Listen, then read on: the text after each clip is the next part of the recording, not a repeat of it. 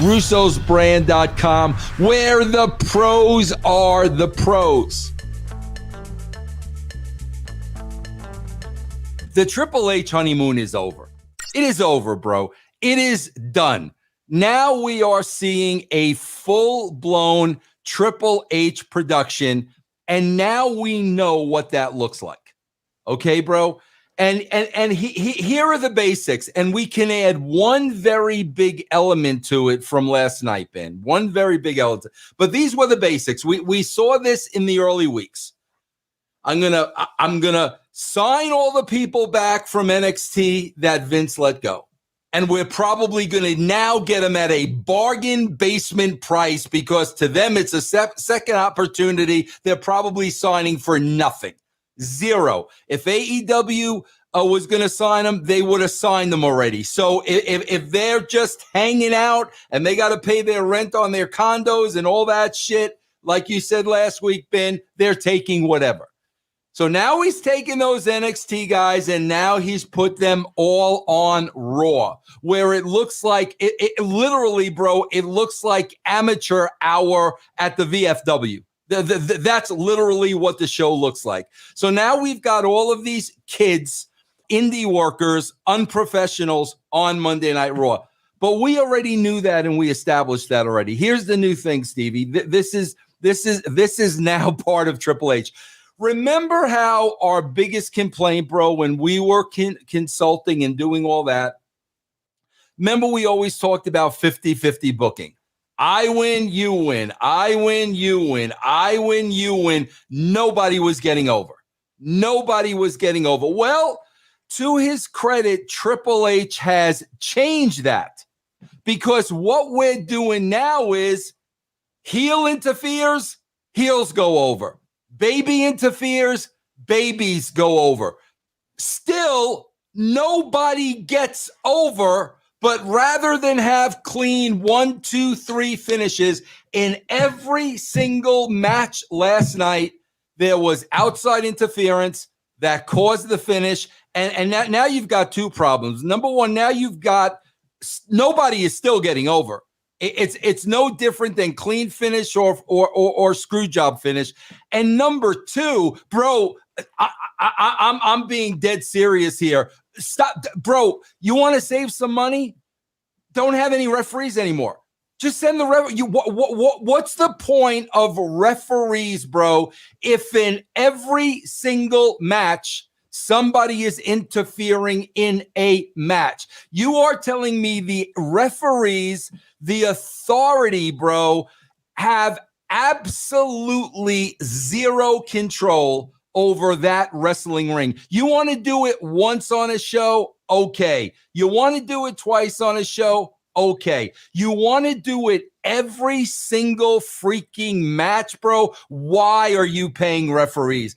Ben, I said it last week. They made, I don't even know if Adam Pearce is there anymore. I don't know if now it's like everybody just makes their own matches. But, bro, we said it last week. Okay, bro, so Rollins challenges Lashley for the title. Okay, bro, so what's going to happen? How are they going to get out of this? Lashley's going to have the match with Rollins.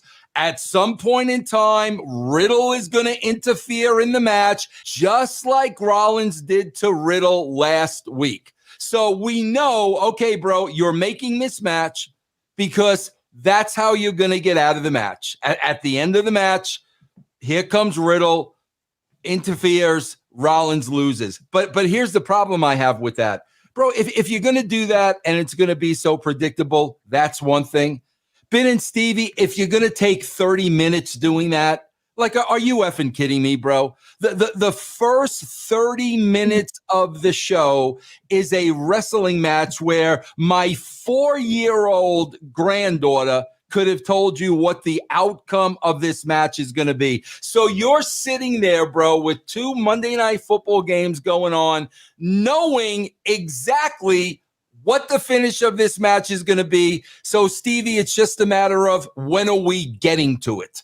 Yeah, you're going to watch football. You have not one but 2 Monday Night Football games that you can go to. And I was just saying it off air before we started recording that even though they were blowouts, the atmosphere was exciting. The presentation made the game seem quicker, and people were scoring, even if it was on one side of the ball. And they even showed the score for the other game if you wanted to flip over to that. So it's just amazing that, like, the second they opened up with the match, what we said last week, I realized too. I was like, well, Riddle's going to interfere. So what do I, and I know they're going to put time in. So why don't I just go and watch football? How many people? I mean, the NFL, we gave a number. I don't know. It's got to be more, especially with 2 games and a hot weekend.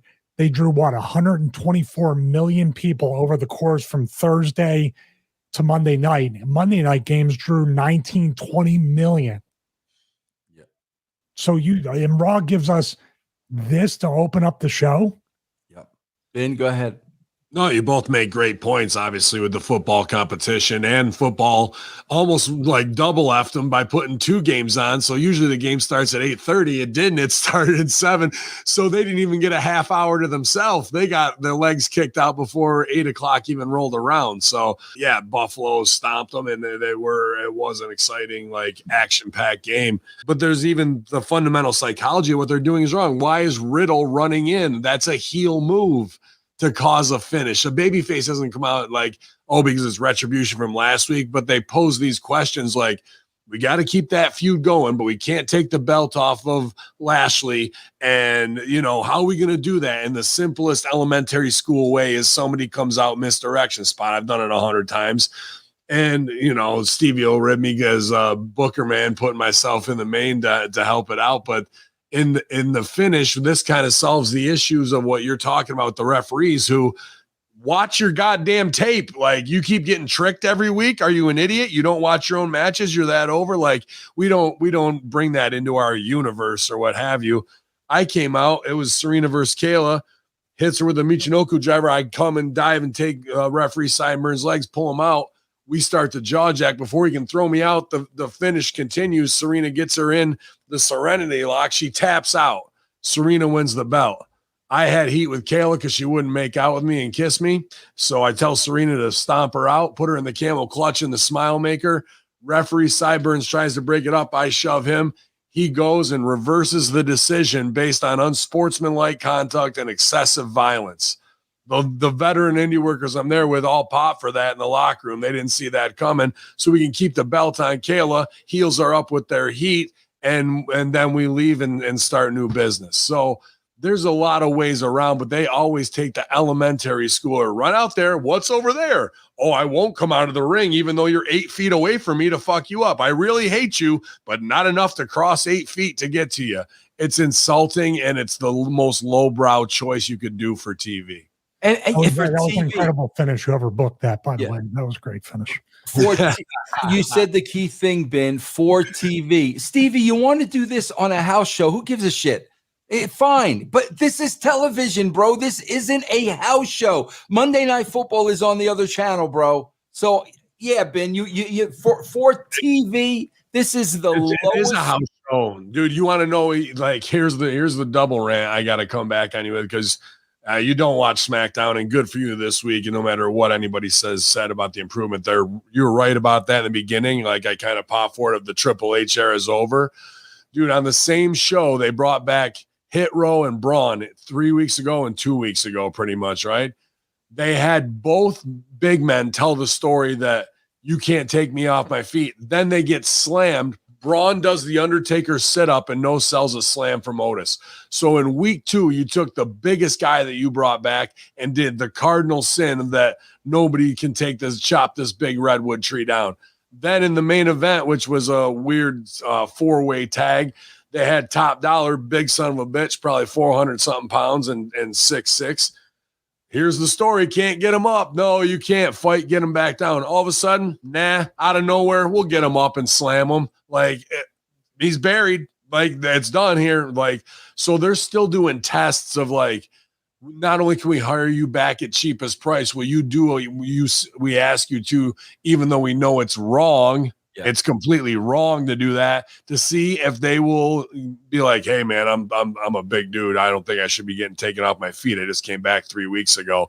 Instead, right away, you're done here. And that is idiocy. Like you said, your 4-year-old daughter would know, like, wow, how can he pick that big guy up? Like, you know, Bro, I swear to God, Stevie, this is fascinating to me. I'm watching the Attitude Era show yesterday,